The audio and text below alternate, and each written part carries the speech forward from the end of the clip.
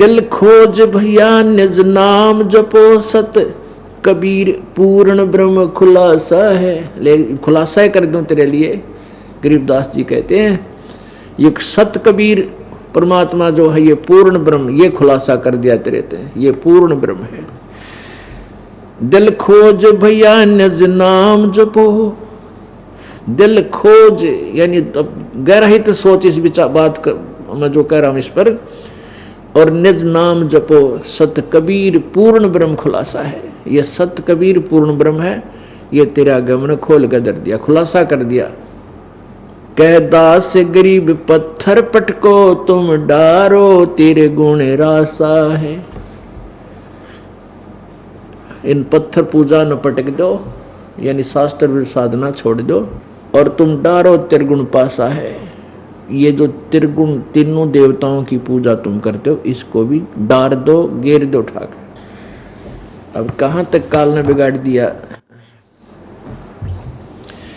बंगी भड़वे नहीं भय माने बीतेगी आन सही सिर पर, कक्कड़ है काल बिहाल करे टूटेगी छान पड़े धड़ पर। कहते हैं नालायक मानते नहीं मेरी बात ने, और जब सिर पर बीतेंगी जो मैं कह रहा हूं ये सच्चाई होगी तुम्हारे साथ में, और टूटेगी छान पड़े धड़ पर, यानी तेरा ही वजन तेरे जिसने तू जिन साधनाओं को तू प्रोटेक्शन की मान रहा है या इतना मारेगी, इसमें बहुत पाप हो जाएंगे, भक्ति हो को नहीं।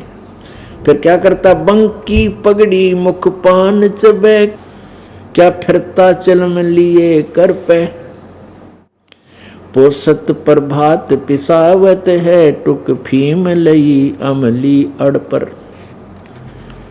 अब नशा करने लग गया, नशा की लाकर नशा अच्छी बढ़िया अच्छी पगड़ी गाड़ कर, अच्छी बढ़िया धोती गाड़ कर, नए कपड़े, फिर नु ओका भरन चल कर नु चलम लिए फिर कर पे। और पोसत प्रभात पिसावत है, पोसत वो भांग का चूरा सा वो है कि उसने फांका मार कर पानी पिया कर पोसत का, और फिर फीम खावा, यानी ऐसे ऐसे नशे तू कर रहा है, हर भगवान से कोसों दूर हो गया। घर क्यों को खुरकावत है कोई आवत ना अमली भड़ पर, कह दास गरीब विटम्ब मुआ जम आक दिया अमली जड़ पर। घर वाले कहें भाई कुछ कह दे तू क्यों नाश करे है, तेन खुरका दे घर क्या ने, घर क्या को खुरकावत है कोई आवत ना अमली अड़ बड़ पर। उस अमली का आगे कौन, फिर आओ कोई ने एक दो बार कहें तो सिर फोड़ ना हो जाए, तो कहते हैं फिर बिरान माटी होगी। पापी प्रभात ना भेटे मुख देखे पाप लगे जाका। ओहो, कहते हैं भगवान ईसा पापी सुबेरे सुबेरे ना मिलियो। पापी प्रभात नहीं बैठे मुख देखे पाप लगे जाका, जननी नो मास गर्भ त्रास देई धक्कार जन्म उसकी माँ का। ओहो, कहते ईसा ने को माँ भगवान किससे के ना पैदा करियो, अपनी माँ का जीवन भी बर्बाद कर दिया जिसने 9 मास गर्भ में रखा, अनुआस करी थी मेरा बेटा बेटी लायक होंगे, पैदा होगा, मैं उन पाड़ पोसूंगी, मेरी सुख देगा मुझे। पापी प्रभात नहीं बैठ मुख देखे पाप लगे जाका, जननी 9 मास गर्भ त्रास देई धिक्कार जन्म उसकी माँ का। 84 कुंड पड़े पापी हो जुगन जुगन कुंभी नाका, गर्भ छेदन भेदन पीड़ लगे मिटता नहीं इच्छा का टाका। जिस शेरी साधु संत गए वो मार्ग कठिन बहुत बाका, जिस शेरी साधु संत गए वो मार्ग कठिन बहुत बाका। कह दास गरीब धरु बूझ भैया भया 3 लोक साबत साका। जिस रास्ते जिस शेरी, कहते हैं वो 84 कुंड पड़े पापी। और जुगन जुगन कुंभी नाका, कुंभी नरक सबसे खतरनाक नरक है। कहते कि कितने युगों तक उस पापी को उस नरक में डाला जाएगा।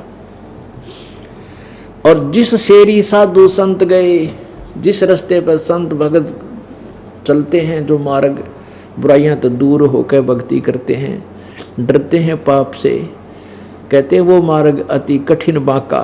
वो कठिन यूं है कि वह घुटी छुटी ना टूटती, और कठिन की है इसमें, या कठिन न्यू बन गया, वह घुट्टी छूटती नहीं, बकवास छूटती नहीं, ताश खेलने छूटते नहीं, हैं गप्पे मारने छूटते नहीं, सिनेमा सांग ये छोड़ने पार पड़ेगी। ये तो गधा अपने पाचे फिर कौन तेरी खातिर वो बरके लाओगा चलम भाई, ये तो फिर छूटेंगे। तो बुद्धिमान व्यक्ति पहले ही छोड़ देगा जब इसको ये ज्ञान होगा कि तो बहुत बुरा होगा तेरे साथ।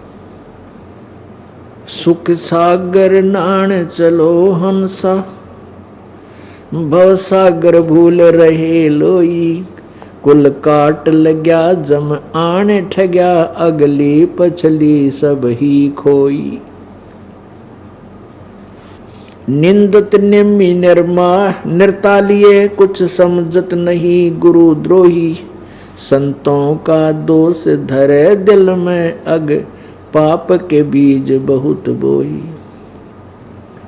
सुसरे सालों हितकार करें, सासु साड़ी कोई नणदोई, जग लड़ में है प्रतीत बोले नहीं, साच जगत बोले नहीं, साच जगत धोई। लंगड़े बड़वे निभेदल हैं, गुज बीरज मंत्र हम गोई, साधु माखन मद छाक रहे, जग पीवत है पिछली छोई।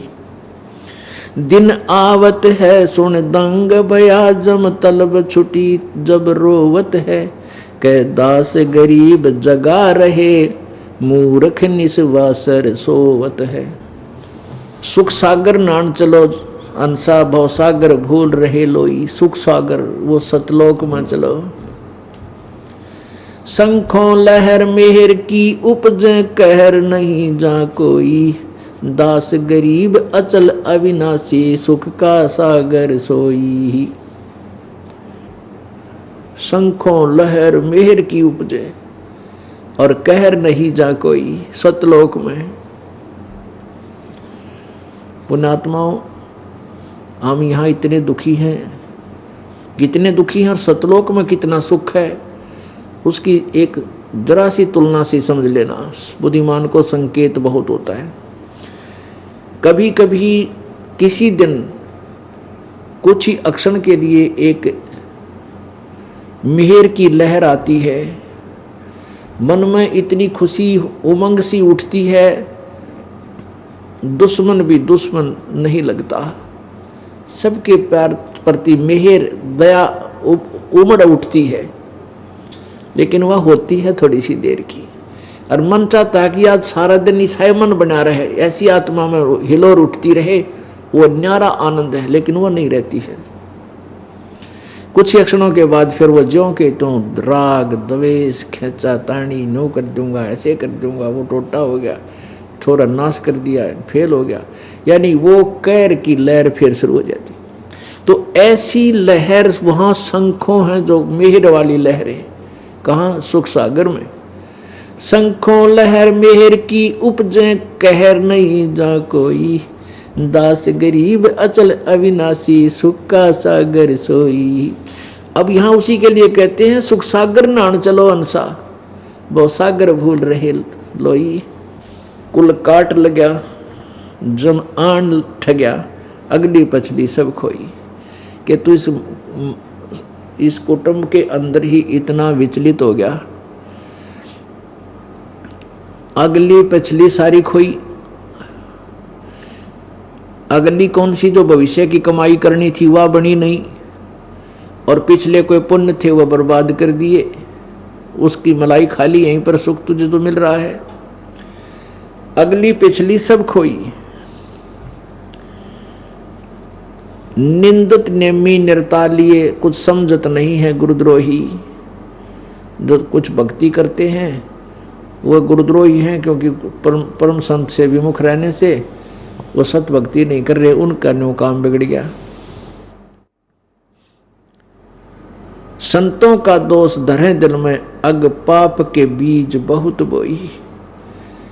आप तो भक्ति करते नहीं, करते हैं तो कति गलत है, और संत की निंदा करते हैं, संतों के प्रति दोष, मन में दोष रखते हैं, बड़े बुरे विचार रखते हैं, वो पाप और बोलिए।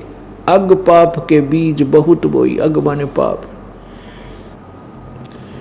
सुसरे सालों हितकार करें, सासू साड़ी कोई ननदोई।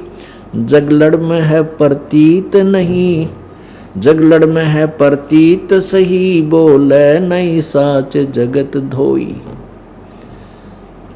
संतों ने भक्तों को कितना मजाक कर रहे हैं, कहीं उड़ जहाँ तीसरे दिन बरवाड़ा आश्रम में क्या रखा वहां पर, करके ना खाया जाता।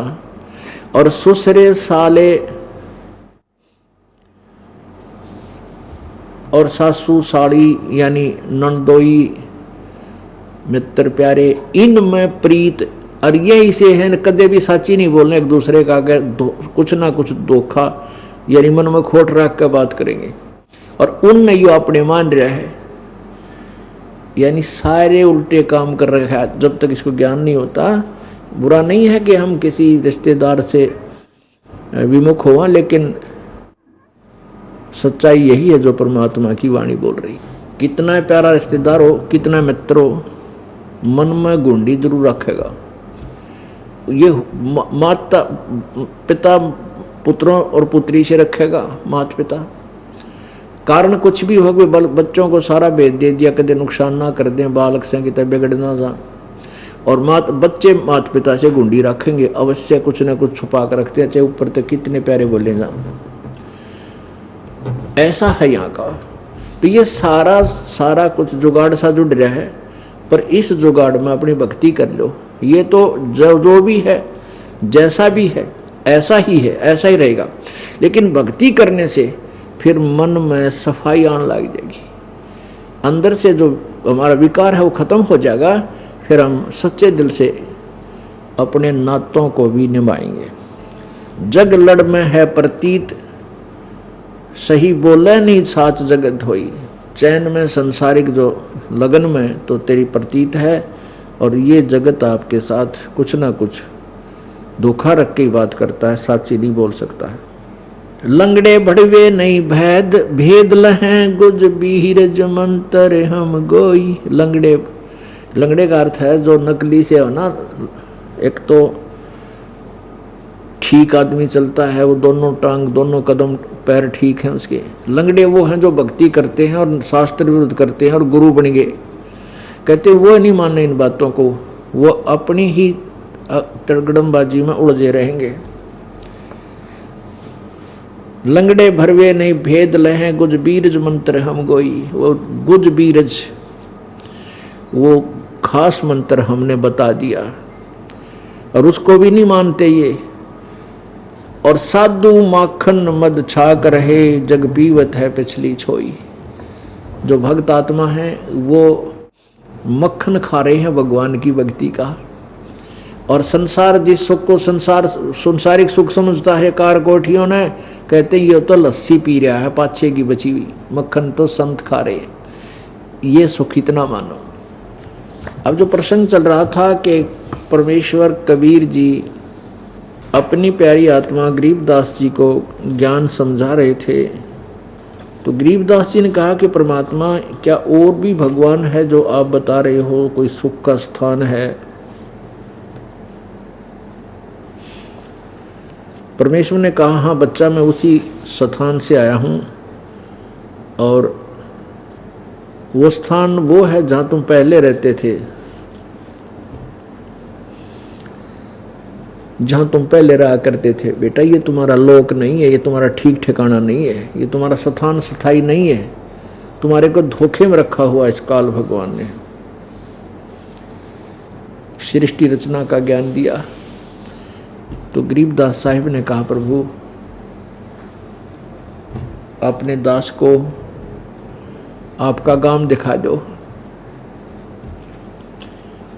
अब परमात्मा ने गवाह बनाने थे वर्तमान के लिए, इस जो अब वर्तमान समय है इसके लिए वो गवाह बनाकर परमात्मा तैयार करके गए थे कि जब ये भक्ति युग आवेगा, पिछली पीढ़ी प्रारंभ होगी, तो मुझे आसानी हो जाएगी समझने में, मेरे बच्चों मुझे पहचान लेंगे कि यू ऐसा वो भगवान जिसमें सारे वेद उसके गुण गा रहे हैं।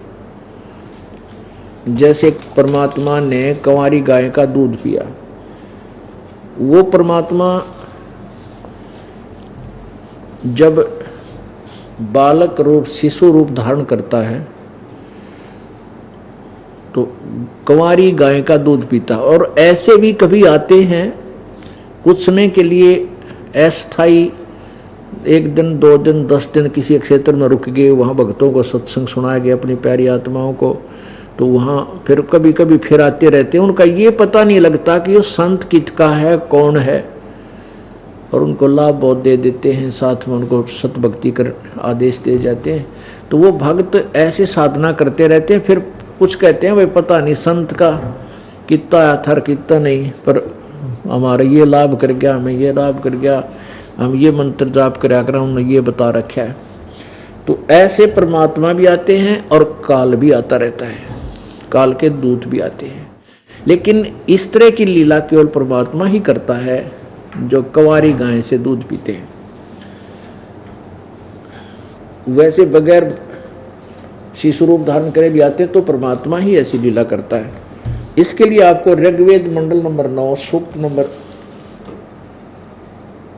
1 मंत्र नंबर 9 दिखाते हैं।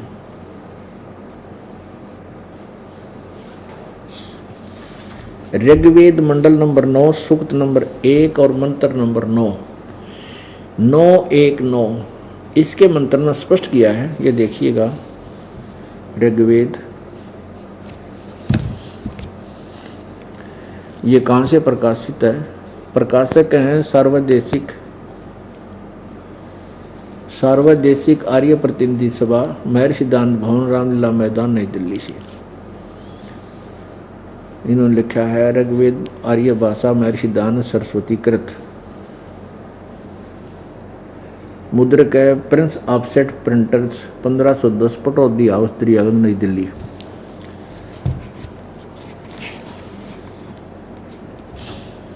ये देखिएगा, ऋग्वेद मंडल नंबर 9 सूक्त नंबर 1 और ये मंत्र नंबर 9। अभी इमं अधन्या उत्सरणंती धेनव शिशुम सोम इंद्राय पातवे। इमम माने उस, इमम माने उस, सोमम माने सोम स्वभाव वाले, सोम स्वभाव वाले श्रद्धालु पुरुष को। इन्हीं के शब्दों में पढ़ते हैं पहले। शिशुम कुमार अवस्था में ही, अभी अधन्या सब प्रकार से अहिंसनीय। अभी अधन्या का अर्थ है कंवारी।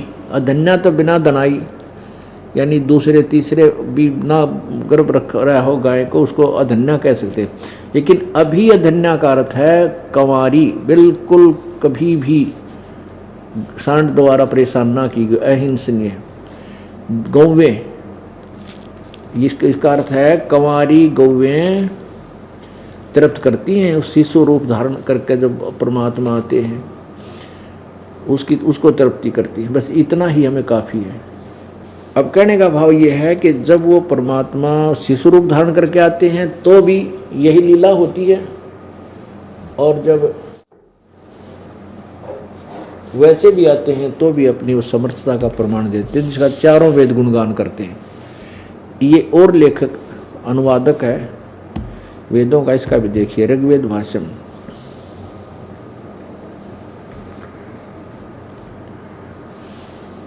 यह है श्रीपाद दामोदर सातवलेकर, 7 से 10 मंडल इसने किया है।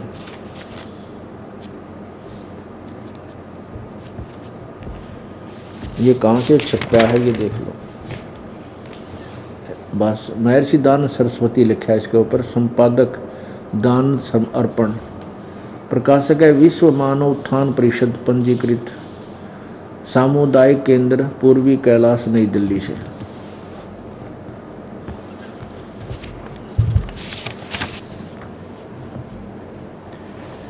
ये 9वां मंडल नौ मंडल,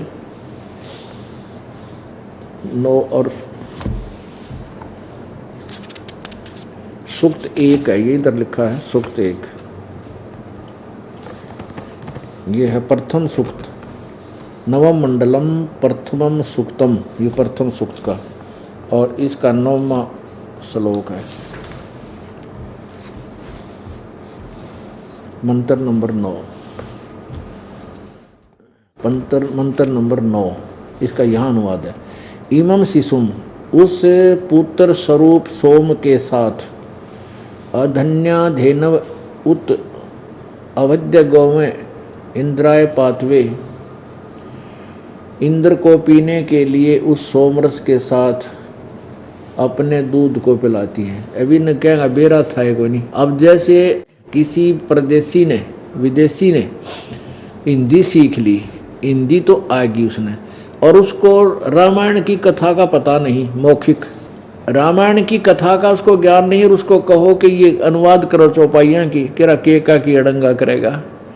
और जिसको उस याद है वो मौखिक वो कहानी रामायण की, तो फिर वो उसका सही अनुवाद करेगा। तो इस सृष्टि रचना का जो ज्ञान इस दास को दिया परमात्मा ने, उस सृष्टि रचना के ज्ञान से पता चल रहा है। और परमात्मा की लीला मौखिक हमें ज्ञान है कि वो परमात्मा आए हैं। वेदों को पढ़ने से पहले हमें ये कथाएं सुनाई परमात्मा की, उस महिमा की मैं लिखी थी उनकी जीवनी में कि ऐसे ऐसे आए थे कबीर जी, ऐसे दूध पिया उन्होंने। अब गरीबदास साहिब जी को परमात्मा अपने सचखंड में लेकर गए, सतलोक में लेकर गए, और वहाँ ऊपर के लोकों का ब्रह्मा विष्णु महेश की सतिथि का पूरा ज्ञान करवाया। इस काल को दिखाया कि ये काल है, ये ब्रह्म, जो ब्रह्म कहलाता है, और इसको श्राप लगा हुआ है, साप लगा है 1 लाख मानव शरीरधारी प्राणियों का नित आहार करने का। इसके लिए इसने अपने तीनों पुत्र एक एक गुण युक्त कर दिए। अब उनका स्वभाव ऐसा बना दिया, उनके बस की बात नहीं। अब जैसे मिर्च में गुण है, अब मिर्च का के दोष है, उसको कोई मुंह गलाओगा, चाटेगा, खाओगा तो मुंह जलेगा, उससे चरचराहट होगा उससे। ऐसे ही इस काल भगवान ने अपने तीनों पुत्रों को रजगुण ब्रह्मा जी, सदगुण विष्णु जी और तमगुण शिव जी बना रखे हैं। इनके अंदर से निकल रही वो वासना, इनके अंदर से निकल रही वो पावर, शक्ति, वो निर्गुण रूप से, निराकार रूप से सबको प्रभावित कर रही है। रजगुण ब्रह्मा से निकल रही शक्ति के आधार से जीव इतना विवश हो जाता है, संतान उत्पत्ति करता है, और यहाँ के राज मतलब ठाठ बाट की संपत्ति का भी इच्छा करता है, ये रजोगुण के आधार से, के प्रभाव से। और सतोगुण के प्रभाव से हम एक दूसरे में जकड़े रहते हैं, प्यार, ममता, मेरा, मोह। ये मोह जो है, ये सतिथि, इसको सतिथि कहते हैं कि ये टिके रहें, पड़े रहें। और तीसरे में से हमारे अंदर जो क्रोध आता है, छोटी सी बात पर न करो, क्यों फाना जार, मार दो, काट लो, नो कर दो। इन तीनों गुणों से जीव को यहाँ संचालित किया हुआ है, और जिससे 1 लाख मानव शरीरधारी प्राणी यो काल खाता है, उसके लिए व्यवस्था इसने करवा रखी। और जहाँ ये बैठकर वो 1 लाख मानव शरीरधारी प्राणियों के शरीर आहार करता है, वो भी दिखाए परमात्मा ने कि ये है वो तपस्या भाई गरीबदास जी, देख बेटा। और वो काल दिखाया, वहां पर काल के, इस काल के सिर पे पैर रखकर, ये काल जो है ज्यादा ध्यान ऊपर रखता है अपने 21वें ब्रह्मांड के उस अंतिम द्वार पे जो परब्रह्म प्रवेश करता है, उस गेट पे चौकीदारा खुद देता, वहां किसी को नहीं जाने देता, कोई जा ही नहीं सकता। इतनी इसने वहां पर ऐसी विद्या छोड़ रखी है, ऐसी शक्ति छोड़ रखी है। वहां तो केवल कबीर परमात्मा का सारनाम युक्त प्राणी ही जा सकता है। और इस सारनाम प्राप्त प्राणी जो नियमित लगा हुआ है अंतिम सांस तक, जब वो जाता है तो ये काल का सिर नीचा हो जाता है। वो गेट ऊपर का दरवाजा खाली हो जाता है जहां इसने सिर अड़ा कर बैठा ही हो। तो परमात्मा ने जब वहां गए, गरीबदास जी को लेकर गए, तो उस काल ने सिर नीचा कर दिया अपने आप, क्योंकि उस शक्ति के सामने, उस भक्ति के सिमरण के सामने और परमेश्वर के सामने इसके बस की बात नहीं। ये सीधा अपने आप झुक जाता है ऐसे सिर। उसके सिर पे पैर रख के परमात्मा गरीबदास साहिब जी को परब्रह्म के लोकों को पार करते हुए सचखंड लेकर गए। जब सतलोक में गरीबदास साहिब जी बालक गए, वो आत्मा गरीबदास वाली आत्मा, तो वहाँ ऊपर जाने के बाद ये सुख शरीर तो यहीं रह जाता है, आत्मा ऊपर पहुँच जाती है उसी रूप में। और वहाँ सतलोक में इस जीव आत्मा का शरीर तो ऐसा ही है मनुष्य जैसा, लेकिन इतना तेज हो जाता है, इतना नूरी हो जाता है, जैसे 16 सूर्यों का प्रकाश हो, इतना सुंदर शरीर बन जाता है। अब ऊपर जाकर देखा कबीर साहब, जो नीचे से जिंदा महात्मा के रूप में गए थे परमेश्वर, और ऊपर देखा कि एक बहुत बड़े सफेद गुम्बज में, गुंबद में, और नीचे सुंदर तख्त लगा हुआ है, सिंहासन, उस पर परमात्मा विराजमान है, पूर्ण ब्रह्म सतपुरुष। उनके शरीर की शोभा इतनी है, इतनी आभा है कि करोड़ सूर्य मिला दे, करोड़ चंद्रमा, उन दोनों की मिली जुनी रोशनी भी परमेश्वर के एक रोमकूप की रोशनी से फीकी। यानी इतना सुंदर, इतना तेज उस परमात्मा का। तो नीचे से जो जिंदा महात्मा के रूप में परमेश्वर गए थे और वहां चंवर उठाकर और उस सिंहासन पर विराजमान परमात्मा सतपुरुष पर उठाकर करने लगे, श्रद्धा से चंवर कर रहे हैं। गरीबदास जी ने सोचा कि ये भगवान है सतलोक काला मालिक, ये सतपुरुष है, और ये बाबा जी तो यहाँ का नौकर है। इतना सोच रहे थे, उसी समय वो तख्त पर विराजमान परमात्मा खड़े हुए और नीचे से जिंदा महात्मा के रूप में जो परमात्मा गए थे वो उसी सिंहासन पर विराजमान हुए, और वो तेजोमय शरीर युक्त परमात्मा उस जिंदा महात्मा पर चंवर करने लगे नौकर की तरह। अब गरीबदास जी बालक थे, सोच रहे थे भाई बाबा जी के तो चालाए है, जिस पर भगवान भी चंवर करे, इसकी सेवा करता है, यूं या नहीं समझ में आई। इतने में क्या हुआ कि वो तेजोमय शरीर जो था वो जिंदा वाले शरीर में समा गया। वो जिंदा महात्मा, वो कबीर परमात्मा जो सतलोक नीचे से लेकर आत्मा को गए थे गरीबदास जी वाली को, अकेले तख्त पर बैठकर पूरे असंख्य ब्रह्मांडों का संचालन कर रहे हैं, और चंवर अपने आप ऑटोमेटिकली घूम रहा है मालिक की सेवा में।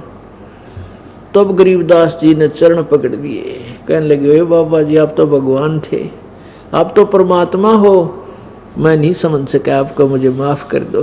परमात्मा बोले बेटा जाए वापस, अब तो लौट कर जा और मेरा प्रचार कर, गुण गा, उस बोली आत्माओं को समझा दे जो काल के जाल में फंसे पड़े हैं बेटा। गरीबदास जी रोने लगे, कहने लगे महाराज जी मुझे वापस ना भेजो। वो किसका मार कौन बाप, दादे मर गए, पड़दादे मर गए, माँ बाप भी मरेंगे, राम भी मर जाएंगे, वहां तो अपना कुछ है ही नहीं। जबकि गरीबदास जी के यहाँ पर 2500 बीघा जमीन थी, लेकिन वहां जाकर पता चला किसी जमीन, इस जमीन पर करोड़ों अरबों लोग कब्जा कर कर मर गए, लड़ाई कर कर गया, मेरा ये मेरा लड़ा, कोई भी को नहीं बच्चा यहाँ पर। रोन लग गए, अन्यों के बाबा जी मनो मत भेजो भगवान, उधर गंदा लोग है, उधर जाने जी नहीं करता ही। परमात्मा बोले बेटा जाना पड़ेगा, जो हमारा उद्देश्य वो पूरा करना पड़ेगा, इसलिए जाना पड़ेगा कि तेरे और आत्मा, तेरे बाण भाई बहुत फंसे पड़े, उनको निकालने के लिए तेरी आवश्यकता वहां पर, और तू मेरी महिमा का गुणगान कर दे, वहां लिपिबद्ध कर दे इस ज्ञान को, काल के दूतों ने उलझा रखा है इस ज्ञान, और फिर मैं तुझे लाऊंगा, तेरे साथ रहूंगा। तब कहा प्रभु मेरे से दूर ना होना, नहीं तो वहां विचल जाऊंगा मैं, जाकर के विचलित कर लेंगे मुझे। इतना जुगाड़ जीव के बस का क्या है कि वहां एक कदम भी रख दे मालिक तेरे मार्ग पे, आप दया करिए। परमात्मा बोले तेरे साथ रहूंगा गरीबदास, चिंता मत करिए। उधर से क्या हुआ कि वो बच्चे जो पाली गवाले थे, गऊ चरा रहे थे, उन्होंने देखा 1 घंटा 2 घंटे के बाद देखा कि वो बच्चा कहाँ, क्यों गरीबदास जी गांव करोथा के थे। गरीबदास जी के माता पिता गांव करोथा के थे और जो उनके पूज्य पिताजी बलराम जी थे वो छोड़ानी ब्याह रखे थे, यानी गरीबदास जी के नानके थे वहां पर। और बलराम जी वहां घर जमाई रहा करते थे, क्योंकि गरीबदास जी का कोई मामा नहीं था, यानी गरीबदास जी की माता जी का भाई नहीं थे। और लगभग 2500 बीघा पुराना बीघा, अब के तो 1400 एकड़ जमीन समझ लो, 1400 एकड़। इतना वहाँ ठाठ बाट भी थे, जिसको ठाठ बाट कहते हैं। अच्छा घी दूध का खाना, नौकर काम करया करते, लेकिन फिर भी उस सतलोक की तुलना में नरक दिखाई दिया।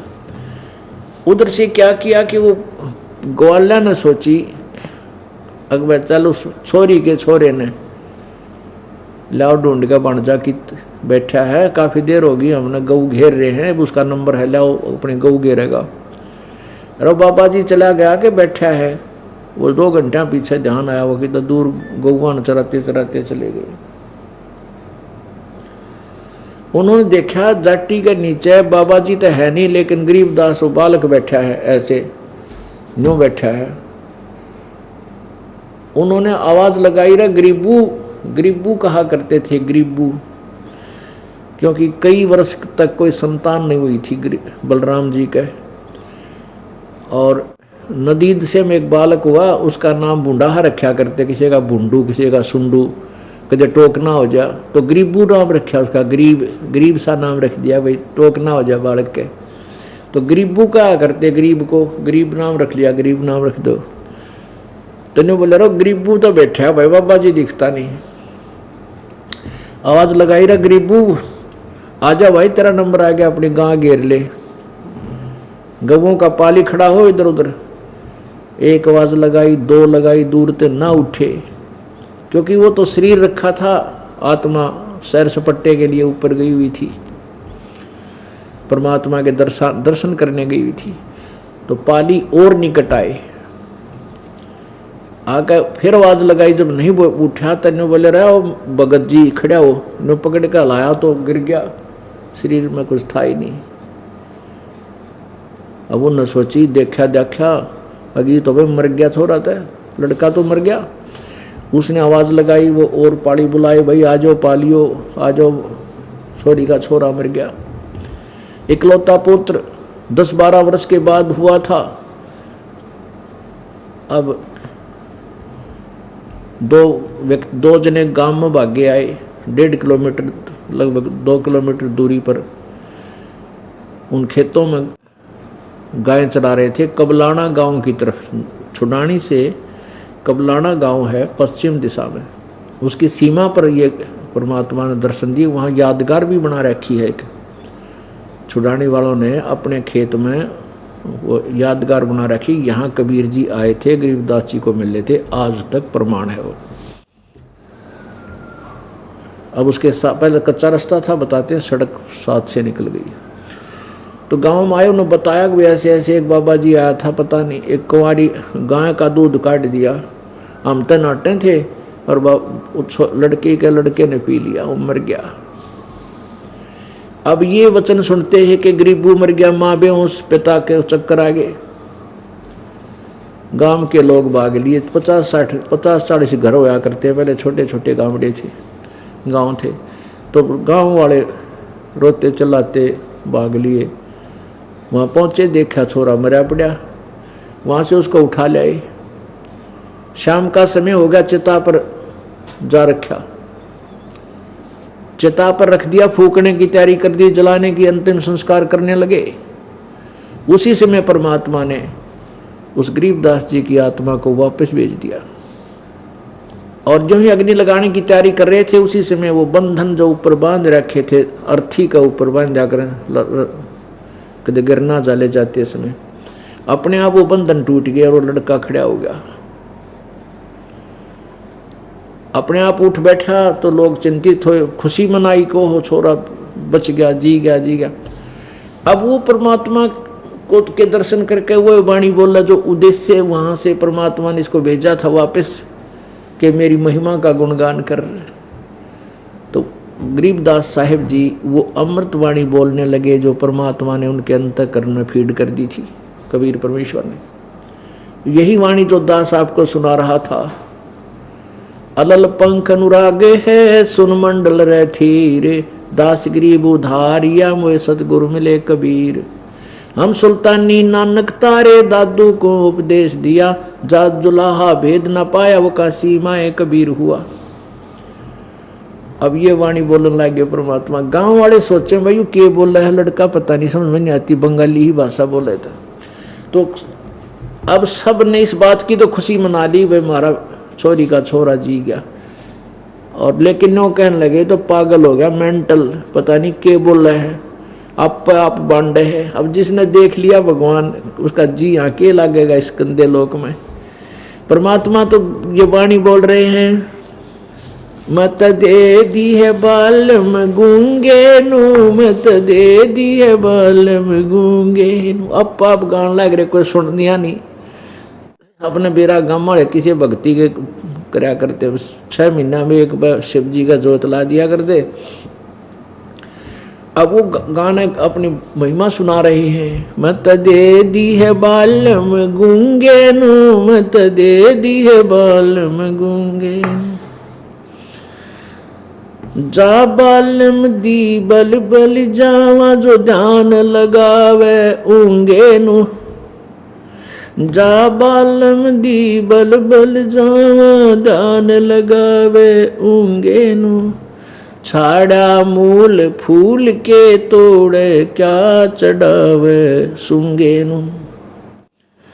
दूध गऊ दा बच्च पिया पी गया, क्या चढ़ावे चूंगे नू।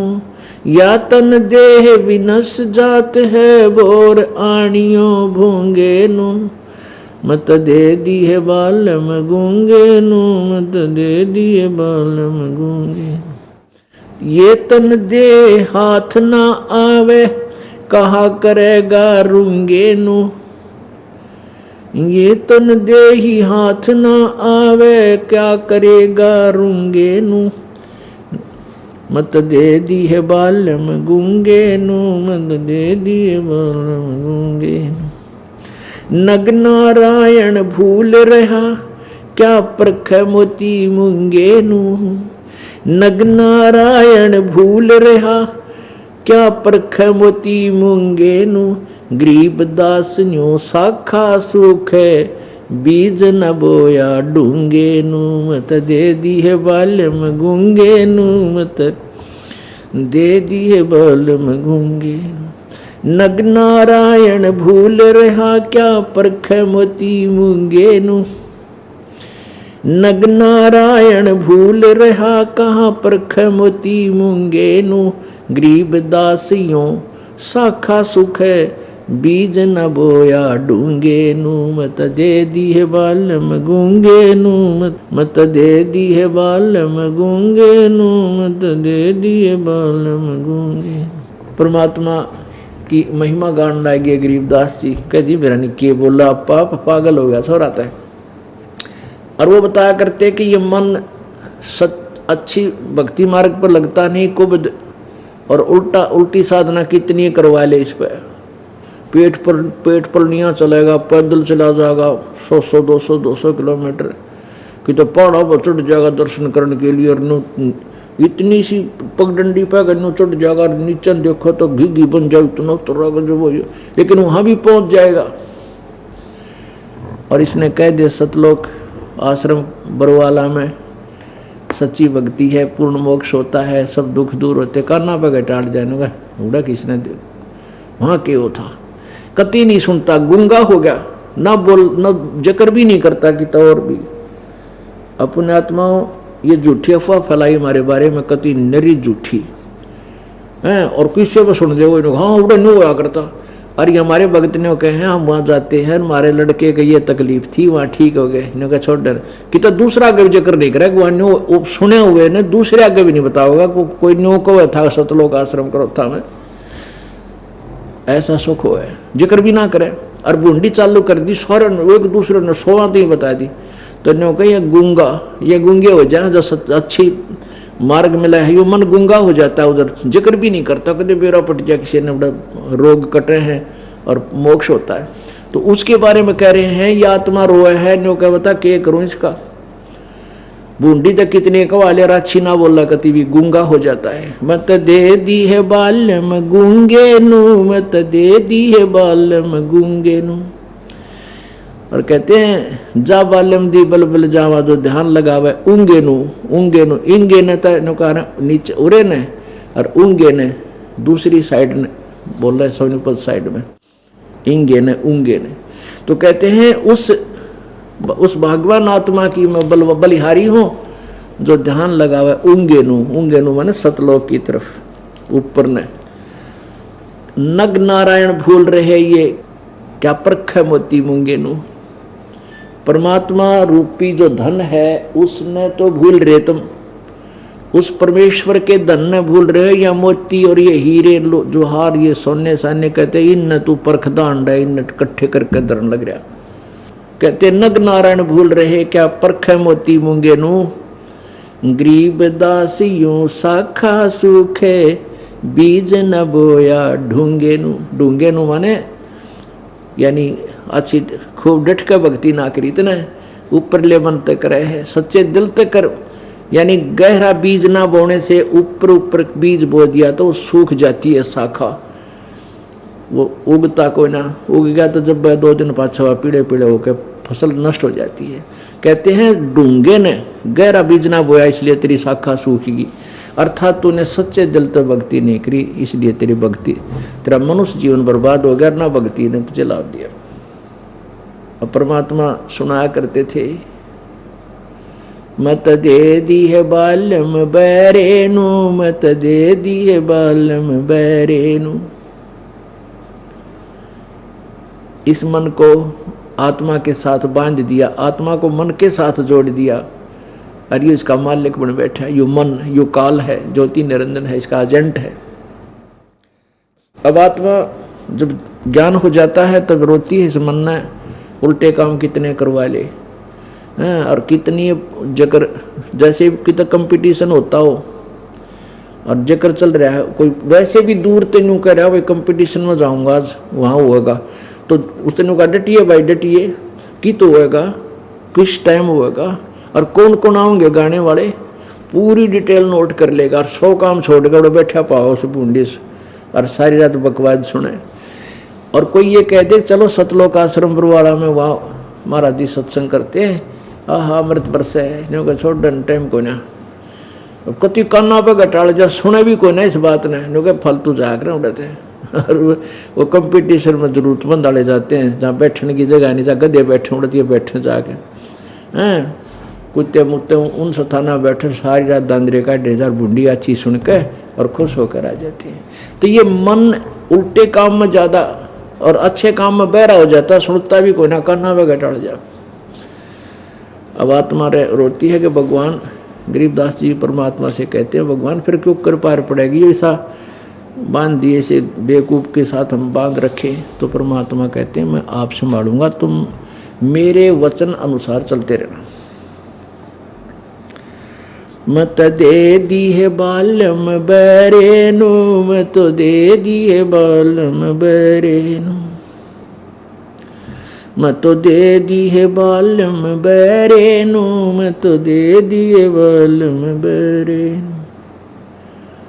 संसारी दी गल्लां चिन्ह नहीं बूझे शब्द जो गहरे नू, संसारी दी गल्ला चिन्ह नहीं बूझे शब्द जो गहरे नु, यो मुर्दों से ती प्रीत लगावे नहीं जाने सतगुरु मेरे नु। ये मुर्दों से ती प्रीत लगावे न जाने सतगुरु मेरे नु। मैं तो दे दी है बालम बैरे नु, मैं तो दे दी है बालम बैरे नु।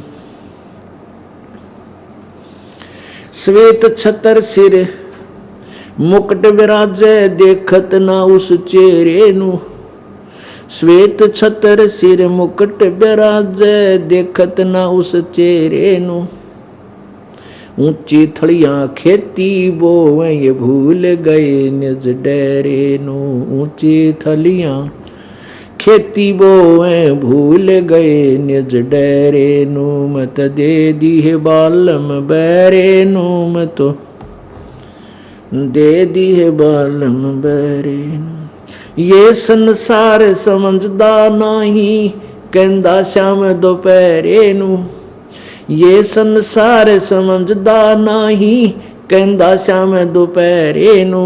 गरीब दास ये वक्त जात है रोओगे इस पैरे नु। गरीब दास ये वक्त जात है रोओगे इस पैरे नु। मैं तो दे दी है बालम बैरे नु, मैं तो दे दी है बालम बैरे नु। ये संसार समझदा नहीं कहंदा श्याम दोपहरे नु। ये संसार समझदा नहीं कहंदा श्याम दोपहरे नु। गरीब दास ये वक्त जात है रोओगे इस पैरे नु। अब गरीबदास साहब जी तो समझा रहे हैं कि तुम ये गलत साधनाएं कर रहे हो, संसारिक व्यक्तियों की बातें ने तो पक्की मान रहे हो, इन मुर्दों को पूजते फिरते हो। किधर मंडी बना ली, किधर हमारा बाबा होया था बड़कर नीचे समाधि बनाई थी, समाधि ने पूछा पूजा क्रम तय कहते मरे हुआ न पूजो तुम, और ना जाना सतगुरु मेरे नो। वो जिंदे सतगुरु को क्यों नहीं पूजते। और संसारिक बात लोगों ने व्यक्तियों ने दंत कथाएं बना रखी हैं कि जांडी का तागा बांध जाओ तो नीला धागा बांध दे, और जांडी की जड़ में सरसों का तेल एक डाल दे तो न्यू बेड़ा पार हो जा। किधर गंगा में नहाते हैं, किधर जमुना में नहाने से, किधर तीर्थ पर जाने से न्यू हो जा। उनकी तो सारी मान ली। और ना बुझ शब्द जो गहरे नु, यानी यथार्थ ज्ञान सत भक्ति शास्त्र अनुकूल उसके बारे में जिक्र भी ना करता, सुनता भी नहीं। और मुर्दों से ती प्रीत लगावना जाने सतगुरु मेरे नु। श्वेत छत्र सिर मुकुट विराजे कहते मैं देख का हूं भगवान साकार है, एक गुम्बज के अंदर बैठा है भगवान। और सफेद श्वेत छत्र है, उसके ऊपर श्वेत छत्री है मालिक के बहुत बड़ा छत्र, और मुकुट पैर के बैठे हैं परमेश्वर। सिर छत्र श्वेत छत्र सिर मुकुट विराजे, सिर पर मुकुट है मालिक का ताज है। और देखत ना उस चेहरे नु, निराकार निराकार की रटला रखी है। फिर कहते ऊंची थलियां खेती बोवे भूल गए निज डेरे नु। ऊंची थलियां पे जहाँ पानी लग गया ना, किधर वर्षा हो जाए को बूंद गिर गई तो बीज गिर दिया, फिर ना वर्षा हुई तो बीज भी सूख गया। उन ऊंची थलियों पर कोई लाभ नहीं होता खेती करने का। और एक डहर पर स्थान होता है, डहर वो नीचे का स्थान होता है जहाँ वर्षा थलियां पर पानी उसी डहर में आकर रुकता था पुराने समय में। और वो उपजाऊ जमीन होती थी डहर। थलियों पे अगर 2 मन किले का हुआ तो, और वहाँ हुआ 40, 50, 60 मन डहर में, कितना अंतर 1 एकड़ में। तो ऐसे ही जिन भगवानों की, जिन देवताओं की तुम पूजा करते वो तो ऊंची थड़ी मान लो, और उनको तुम पूज रहे हो, अपने डर न भूल रहे, अपने पूर्ण परमात्मा को भूले बैठे हो तुम। यानी सिंपल लैंग्वेज में भी गा गा का बोल बोल कर सुना था तो भी लोग नहीं होते, बावड़ा हो गया छोरा। ऊंची थड़ियां खेती ही बोवे भूल रहे नज डरे नु। फिर क्या बताते हैं, ये संसार समझदा नहीं कहंदा श्याम दोपहरे नु। ओहो, ये संसार इस सुख ने सुख मान रहा, 24 घंटे आग लगी पड़ी है, किसी कोई चिंता क्योंकि मौज हो रही है, उसको बड़ा सुखी है भाई, क्योंकि उसका बड़ा सुखी है, 3 छोरे हर 3 लड़की, अच्छी जगह ब्याह रखी है, बढ़िया जमीन है, और वो तो बस मौज माच रही है। और जिसका मौज माच रही उसने पूछा करो, एक बार बैठ कर 2 घंटे उधर बैठी हो, के दुख उसके ऊपर पाओगे, आप सुन नहीं सकते इतने कष्ट। बेटी ब्याही थी, उसने दुखी रखे बटे दारू पीवे हैं, हमारे तगड़े हैं बोलना तो सिर पाँव हैं, और कोई समस्या पड़ोसी ऐसा है उसने ऐसा कर दिया, उसने धमकी दे रखी है, यानी 100 चिंता पाऊंगी। और कहते हैं ये संसार समझदा नहीं, कहंदा शाम दोपहरे नो। अब जैसे कोई व्यक्ति कोर्ट कचहरियों में मिल गया, कोर्ट में, और उसका रिश्तेदार आ गया, एक दूसरे तो मिल रहे हैं, और क्या हाल है, ठीक हो, कहा ठीक ठाक, मौज हो रही है। और कोर्ट में मौज, हे भगवान, कति दुखी आदमी जाग रहा है, कोर्ट का निमू हो जाता है। और वहां भी नौके तुमने इसको मौज कहन की मौज है, थारे अंदर आग लगी पड़ी है, मेरा न्याज गवाही है, हे भगवान कदे गवाह ऐसा गवाही दे जा, आज पता नहीं आड़े बैठाले में कैद वह चिंता अंदर है, और क्या हाल है, ठीक है, मौज हो रही है, वह कहन की मौज है, अंदर तो आग लगी पड़ी है। तो यहाँ परमात्मा कहते हैं ये संसार समझदा नहीं, कहंदा शाम दोपहरे नो। अब जैसे कोई शराबी पड़ा था, शराब पी के दोपहर, जून का महीना, हरियाणा, राजस्थान, पंजाब, इसमें बाहर पड़ा पी के, और पसीना पसीना बुरा हाल, और उसको कोई कहे भाई उठ यहाँ से, आपको ले चलता हूँ, चल वहाँ छाया में बैठा दूंगा, पानी पी ले। और उन्होंने कहा जड़ा ना मौज हो रही है, वो तो टीटी बन रहा, दारू पीकर पसीना पसीना मुंह में जागा रहे, कुत्ते मुत्ते मुंह पर उसके, मौज हो रही। तो हम यहाँ इतना कष्ट भोग रहे हैं, हमारे ऊपर तीनों गुणों का इतना दबाव, हमने ये मौज दिखाई देती है। तो परमात्मा कहते हैं संसार समझदा नहीं, क्योंकि परमेश्वर की महिमा और स्थान सतलोक को देख के आए थे गरीबदास जी, उनका क्यों कर जी लागे इस गंदे लोक में। ये संसार समझदा नहीं, कहंदा शाम दोपहरे नू, गरीबदास ये वक्त जाता है रोगे इस पैरे नू। इस समय ने याद कर रोया करोगे, मनुष्य जीवन फिर नहीं मिलेगा, या सच्ची भक्ति नहीं करी तो तेरी ब्रान माटी रहेगी। और समझा है तो सिर दर पाँव बहोर नहीं रे, ऐसा दाव। बोलो सतगुरुदेव।